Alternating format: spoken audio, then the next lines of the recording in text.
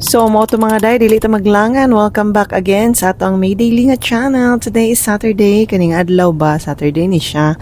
Pagkahuman na mo adto sa Loreto, guys, ni travel na pud mi paingon sa Tandag City. It's because ilubong si nanay and marag dili na mo kaya nga dili mo adto. Kinahanglan nga full force gyud ang amo ang pag-adto. So kauna na sila riyan didto ag si anong floor kauban si mama, wala ni uban si papa kay ang iyang mga isda basig pangkawaton sa balay charas. Bitaw kay daghang mamingwit didto nya basig pagbalik niya bitaw kay wa nay mabilin.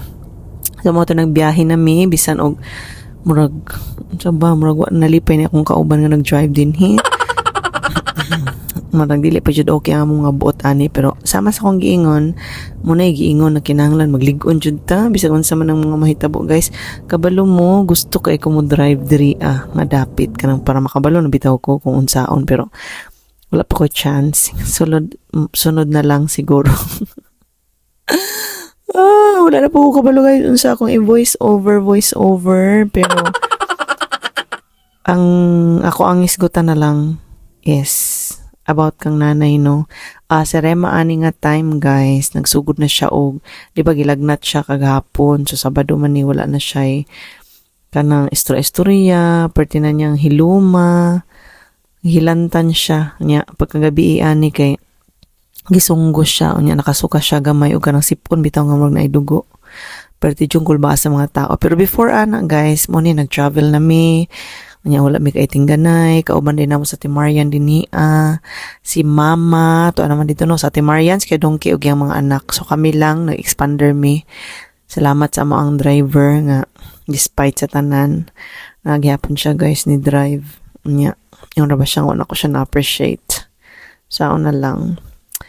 Ay nako, sa moto, gwapo kayo ang palibot. Nya gusto sa mga bata nga mohapit mi kay magligo-ligo pero ang balod sa dagat perti kaayo so murag wala may chance nga magligo-ligo supposedly muhapit mi or unsa ba pagkaugma pero Domingo man so ning kamot unta na mi nga muuli gyud mi nakauli gyud mi gabi na and wala mi naka-share sa word dito kay ang mga tao no nang giinom na nya dapat dai gyud atong Bernie sa gabi nakalapos mi kay grabe gyud siya kay kadaghang tao daw kuno pero di jud malikayan no nga pag mga haya-haya gani nagyod na yung giinom.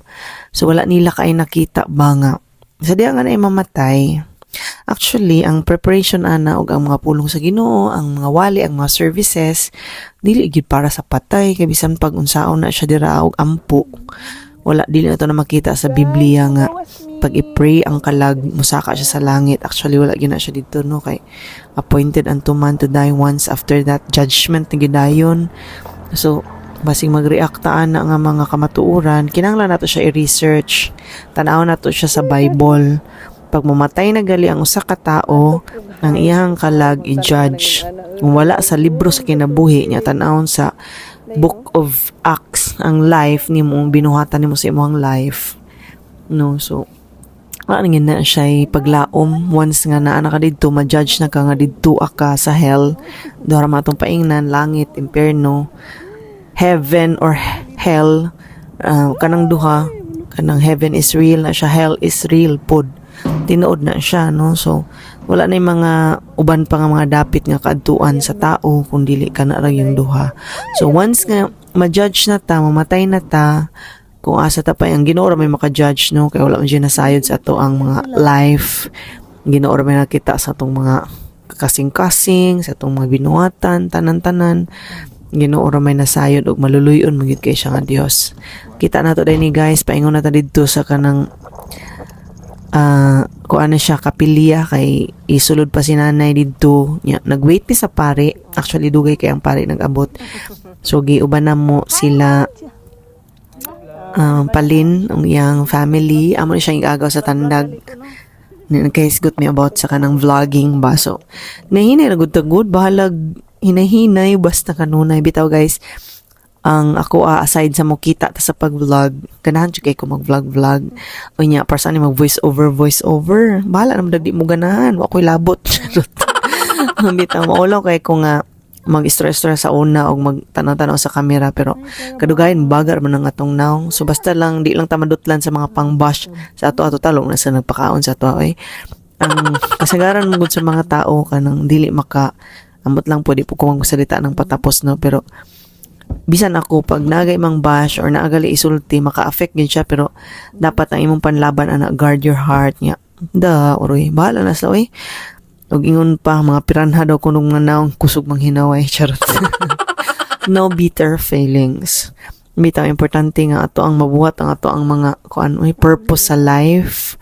So na may nasa ko ana ako'y boya mic, na ako'y camera, na ako'y kahibalo sa pag-edit og mga vlog. So ato siyang gamiton. Kutob sa ato ang mahimo. Dagko na gyud si Ivan, si Kevin, ang ako na siyang anak ko, anak natin Marian.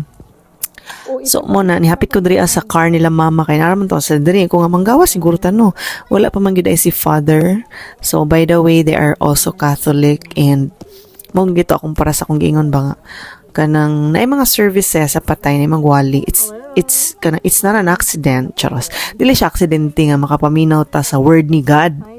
No, kung naay magwali ato yung siyang paminawon kay wata kabalo pagka sunod adlaw kita na pud ang kuhaon niya nagpalingog-lingog ta ang word ni God dito nag-ingon nga gihigugma ka pag-ayo sa Dios ug walay laing gusto ang Dios kung dili ikaw mga lagad sa iya ug magkaroon og abundant life.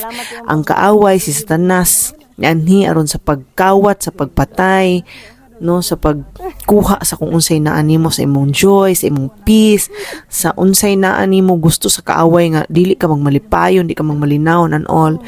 Pero ang Ginoo wala siya laing gusto kung dili mabati nato ang iyang dako kay nga gugma, ang iyang dako kay nga gusto nga kitang tanan mahawas ta sa tanan nga mga kalisod. Dili ta mahimong ginapos sa mga buhat sa kaaway kay ingon pang iyang word, for I know the plans that I have for you, declares the Lord, plans to prosper you and not to harm you, plans to give you hope and future. Hindi ba nagwalin ako? So para singunan ang mga pulong, di ba makadasig man na siya. So sa una mo na siya ang isa sa mga di na ako malimtan nga giingon sa ako ang nabana nga ganahan gay ko ining magwali ka. Ang ako madumduman nga mga kanang gusto itudlo sa Ginoo sa kanang makawali medyo kuno sa mga patay. Ako madumduman nga kana bitang samtang napatay kinabuhi ato ang ipa-feel nga love kay nato ng mga tao nga kanang naa kay di ba ining mamatay na usa pa ta maghilag-hilag, I love you, I will miss you so much, I'm so sorry for everything. Nati maning ana nga mga inistoryahan niya. Di na ba na makadungog nang naada sa lungon dyan. Bisag kung saan na ito drag chabaw-chabaw dahil hindi siya makadungog. Hindi siya makadungog. So, ang chance nato is karon. So, ang tanan nga mga kaligut-gut, mga kalagot, mo yun na ang challenge sa life. Musugot lang sa dili. Mo yun na siyang atong pinakadako nga role. Di ba? Natay mga role, natay mga challenges, natay mga purposes, mahimo tang kahayag sa kangit-ngit. Kung ang mga tao sa kalibutan na used na sila anang hatred, na used na sila anang mga pagdumot, kalagot, kaligut-gut, kita dapat pinasahi ta dili ta, so magpaubos ta. Kanang mingon na musugot ta kaya takyatakan ka, okay ra jud kay na kay ang Ginoo mo balo sa nang nagyatak-yatak sa imuha jay. Wala na tulog ang Ginoo jay. Ang Ginoo kabalo siya sa tanan. The more ka nga magpaubos, the more ka ipataas sa Ginoo. So muna no lahi-lahi gyud ang prinsipyo sa kalibutan, lahi pud ang prinsipyo sa Ginoo mo nang kinahanglan agit kahibalo sa Bible. Mo na taon ang mga banding usahay no. So muna siya ka maigsuon. Salamat sa Ginoo nga nakaabot jud mi ana nga adlaw din ha. Bisag og nigikan mi alas 10, kaabot mi alas 12, nakapaniud to mi niya lubong na siya alas 2. Muna siya si Nanay Suping, ang mama na siya ni Mama. Gamay ra mo ang memory sa iyaha kay usay ra man magadtog tandag unya by choice gyud ang kamama nga dili siya sa tandag magbalay in the first place. Mao gyud iyang gusto kay si Papa manggod kay mag ano na ko isulti guys. Basta mo to siya personal kay siya mga reasons. Sig mahiubos si Papa makanogan. Shout out nagatan-or basta sa akong mga vlog. Hello Father o hello sa kabaw nga na din ha. So mo na siya guys ang amo ang kanang lagyo anang adlaw. So Saturday din nang uli ra din mi pagkagabi mga alas 6 no kay wala pa jud ang ako ang family and relatives nagainom pa yun sila. So napamingon okay ra bisan mag-inom-inom jay. O di na siya okay. Kalabi ng mga hubog na yan. Sakit na kaya mga istorya ang mga gawas sa mga bakba kay gikontrol na sa espiritu sa alcohol. It's not really okay. Kung sa ato kalibutan sa world okay ra na siya pero kung nag-ila ka o nag-alagad ka sa Ginoo dili na gina siya okay jay. Mo nang apil gina siya sa atong isalikway kanang mga inom, kanang mga babay o kanang mga sugal o mga bisyo nga uban pa. O diba? So taligsik na ulan dayon nindot kayo sa bukid. Na-appreciate kayo na ako ang bukid kay grabe siya kayo ka green grass of home. Kanang layo bitaw ka sa sa Daghagsaba, sa kainit. Pero hinon sa mga sa Agusan del Sur, sa San Franz, okay masad kayo ang klima. Pero salamat nga wala sad si mama dito nagstay sa Tandag kay para naapon mi do-doawon. Diba? Nami laglagan sa among mga relatives dira sa Tandag. Ang uban namang mga relatives na sa Davao, kulang yun ang time nga mag chill together. Pero sige lang, dili man mo to ang purpose dyan, kanang mag chill together. Ang purpose kid nato is makapadasig ta sa atong isig katao. Gabi no, murag hammer na tong purpose kababaw ba? So dapat mag-enjoy ta sa life habang tayo'y buhay tapos kukunin lang man tayo ng Panginoon, di ba, pagdating ng araw. O lagi pero paninglan man punta sa kinabuhi nga ato ang kanang ginagasto o gigamit. Wala problema ng mag-enjoy ka, malipay ka kay lipayon man jud ka sa Ginoo. Pinasahi man ang iyang ginahatag ng mga panalangin o kalipay o kalinaw sa ato pang mga lagad bitaw sa iya ha. Usahay makadungog og istorya nga pag the more ka mga lagad sa Ginoo, the more daghang mga pagsulay. Sometimes it's true, but lingaw labi na kung dili ka bound bitawan ng mga religious kay nga mga traditions, mga old wine skin nga mga pag-alagad nga kanang imong tan-aw gid sa Ginoo ni ani siya kay ka-stricto dapat jud ako yun ning isunod nga mga ano bitang bisag unsa na pud ako pang istorya oy. Anyways ato ra siyang i-discuss tanan and kung gusto mo nga kanang nakoy gina sa faith magbisaya lang ako didto kay para ma-express na ko akong mga feelings. Wapo ko ni speech ni Palin atong paminawon. Mama Inday, Dakal family, Purong Riverside, Cabrera family, Purong Panubigan, sa Solis family, sa Morales family, Cabaltera family, Purong Rootside, sa family ni Auntie King Roluna family, Purong Side, Ukang Papa Dikboy, Montilla family, Purong Nursery, sa Barrios family, Padillo family, ang Auntie Margie, Perez family, sa Barangay Official ng San Jose, o sa Tanan, Palungunan. Kang Mayor Roxanne Pimentel sa Sakyanan, salamat ma'am, o sa good life.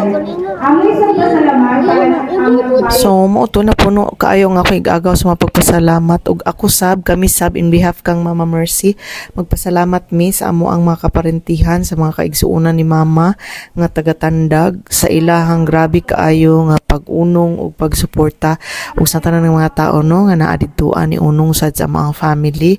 Kami kay kulang min ay mga wala pero salamat nga nakasabot ang uban ug ang amo ang pamilya side ni Mama nga wala gid tanan nakaadto tungod sa mga kakulian napoy mga trabaho so wala dili makadali-dali og biya. So mo to pagkahuman og picture guys sa lain nga mga batch kani mga igsuon ni. So to guys kanina ra ko nag-record no ya tingala ko nga nung wala siya na record ug sadyang nalubat na din ako ang Boya mic for how many times na ako siya gigamit ni wala ko charge. Oh, garo na low battery siya. Bantog ra. Wa jud ko yung madungong nga sound. Sige kog yaw-yaw. Karon pa ako nabantayan. So back to uno na po nga time. Tabang, mananabang. So mo to, sige na may picture-picture. Yung after ani, kay nilapos na may cementerio. Medyo layo-layo siya gamay.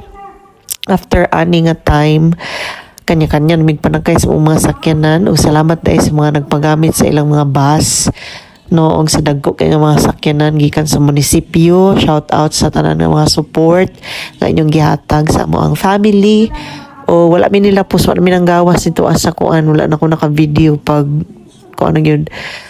Tungod kay si Rema lagi gilagnat man, so narami sa sulod, tapos naligsik ato nga time, so wala na mi ni gawas sa car. So sagdi na lang guys kung dili kay smooth ang ato ang pag voice over no, kay wala na ta gamit og buyang mic karon, pero okay ra gyapon ang iPhone 10 gamiton for vlogging and for voice over. Not so bad, okay ra gyapon siya. So more to ang pinakapunot pinaka point gina na to ang vlog ni nga kapunon is for us to be ready, because whether we like it or not, mabot jud ang time na kita na po nang musunod anak kang nanay, wala ta kabalo kung kanusa ang kasal, ang bunyag, ang birthday, mapangandaman siya. So dapat pangandaman po nato ang adlaw nga sama ni ini, dili lang sa atong mga insurances but labaw sa tanan sa ato ang relationship dira kay Jesus. Kay mo man na siya ang giingon sa Bible, anyone nga ma-found out nga wala na written ang pangalan sa book of life, dili ta makasulod no sa gingharian sa Ginoo. So it's very important nga ato ang dawaton si Jesus Christ, ato ang mga life.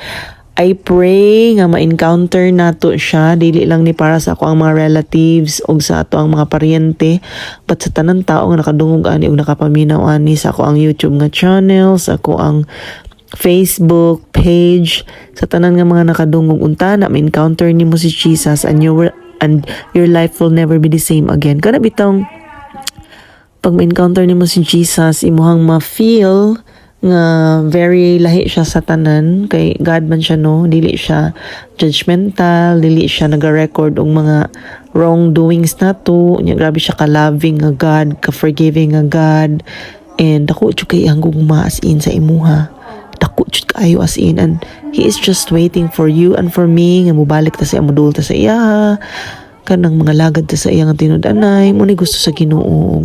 Tana kung na may mga buhat sa kaaway sa imong life, no, naman siya mga buhaton ang yawa sa tuwa nga mapildi bitaw ta, pero salamat nga in the name of Jesus, dili siya magmadaugon sa atong matag usa kinabuhi. Pildi do naman siya ang kaaway guys, pildi naman yun siya, kay victorious man yun ang Ginoo. Grabe makagamahanan ang Ginoo nato, dako man atong Ginoo. Dili makahilabot og dili makapugong og dili makapukan ang kaaway sa mga plano sa Ginoo sa imong kinabuhi, and you are designed for greater purpose. So I hope that you will also find your purpose in life. I hope that one day you will also discover kung unsa ka gipangga sa Ginoo, kung unsa ka kaniya gi preserve para sa iyahang buluhaton. Kay ako mo po na siya ang nakita nako sa ako ang life, og nakita na ko nga ginasulayan ko kanunay, daghan kaayo og mga ginabuhat ang yawa para mo surrender ko, para mo give up ko, bisag kinsa na lang ipadala ang mga tao nga ma-discourage ko, para dili na ko mapadayon kung unsa nga akong ginasugdan nga maluya ko. Pero mayon siya kayo ang Ginoo, walay makatupong, walay makalabaw, walay kumpara sa iyang pagkasya.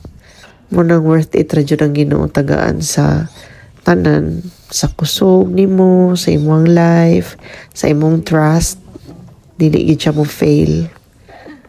And He is a faithful Father. So I'm so blessed kay ako ang magpapapalangga magkay ko. Shout out sa mga igsoon. Palangga ko sa mga tao na sa kong palibot, although ang yawa mo siya ingon nga, no, negative kayo ang trabaho sa yawa, no, puros rin bakak, yung panghunghung. Munang dapat yun na siya i-crushed. Charot. Pero mo to siya guys, mangandam ta kay dili sa kataas ba niya ko ang vlog. Dili sa tanang panahon maayo ang ato ang kahimtang, no, karon okay, sunod adlaw dili, sunod na pod okay, pero importante jud kita how do we react. So ako naman pod ko yung mga moment nga hilak-hilak ko, grabe siya kayo, dili na ako ni kaya, muni mo na. And then I decided nga okay, let's do this, move on unya nani oy mag-vlog ta oy, mo na tong kalipay kung sa atong mga gusto buhaton atong buhaton dayon, okay na sa dayon ko. So ana lang dayon, let us try to be brave and you know, kani nga time kinanganhin na mi diri ni sulod na mi kay nabilin pa man mi sa car no nya ni adto dayon mi dito sa sulod kay gipang gutom naman mi guys.